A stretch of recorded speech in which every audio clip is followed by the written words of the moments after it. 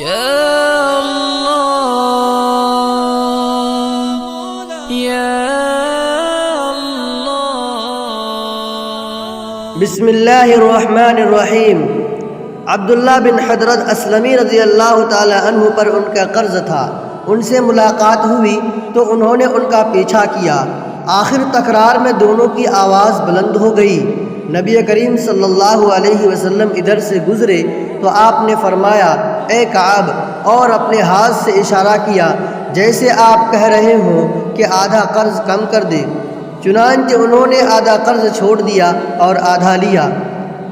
رسول اللہ صلی اللہ علیہ وسلم نے فرمایا انسان کے بدن کے 360 جوڑوں میں سے ہر جوڑ پر ہر اس دن کا صدقہ واجب ہے جس میں سورج طلوع ہوتا ہے، اور لوگوں کے درمیان انصاف کرنا بھی ایک صدقہ ہے۔ حضرت زبیر رضی اللہ تعالی عنہ اور ایک انصاری صحابی میں جو بدر کی لڑائی میں بھی شریک تھے، مدینے کی پتھریلی زمین کی نالی کے باب میں جھگڑا ہوا۔ وہ اپنا مقدمہ رسول اللہ صلی اللہ علیہ وسلم کی خدمت میں لے گئے۔ دونوں حضرات اس نالے سے اپنے باغ سیراب کیا کرتے تھے۔ رسول اللہ صلی اللہ علیہ وسلم نے فرمایا زبیر تم پہلے سیراب کر لو، پھر اپنے پڑوسی کو بھی سیراب کرنے دو۔ اس پر انصاری کو غصہ آ گیا اور کہا یا رسول اللہ، کیا اس وجہ سے کہ یہ آپ کی پھوپھی کے لڑکے ہیں؟ اس پر رسول اللہ صلی اللہ علیہ وسلم کے چہرے کا رنگ بدل گیا اور آپ نے فرمایا اے زبیر تم سیراب کرو اور پانی کو اپنے باغ میں اتنی دیر تک آنے دو کہ دیوار تک چڑھ جائے۔ اس مرتبہ رسول اللہ صلی اللہ علیہ وسلم نے زبیر رضی اللہ عنہ کو ان کا پورا حق عطا فرمایا۔ اس سے پہلے آپ نے ایسا فیصلہ کیا تھا جس میں حضرت زبیر رضی اللہ تعالی عنہ اور انصاری صحابی دونوں کی رعایت تھی، لیکن جب انصاری نے رسول اللہ صلی اللہ علیہ وسلم کو غصہ دلایا تو آپ نے زبیر رضی اللہ عنہ کو قانون کے مطابق پورا حق عطا فرمایا۔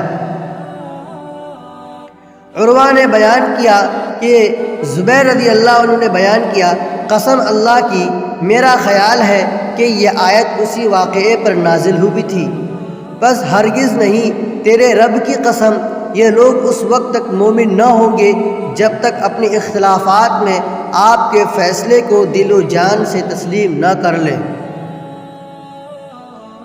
میرے والد جب شہید ہوئے تو ان پر قرض تھا۔ میں نے ان کے قرض خواہوں کے سامنے یہ صورت رکھی کہ قرض کے بدلے میں وہ اس سال کی کھجور کے پھل لے لیں۔ انہوں نے اس سے انکار کیا کیونکہ ان کا خیال تھا کہ اس سے قرض پورا نہیں ہو سکے گا۔ میں نبی کریم صلی اللہ علیہ وسلم کی خدمت میں حاضر ہوا اور آپ صلی اللہ علیہ وسلم سے اس کا ذکر کیا۔ آپ نے فرمایا کہ جب پھل توڑ کر مربد یعنی وہ جگہ جہاں کھجور خشک کرتے تھے وہاں جمع کر دو تو مجھے خبر دو۔ چنانچہ میں نبی کریم صلی اللہ علیہ وسلم کو خبر دی۔ آپ صلی اللہ علیہ وسلم تشریف لائے، ساتھ میں ابو بکر اور عمر رضی اللہ عنہما بھی تھے۔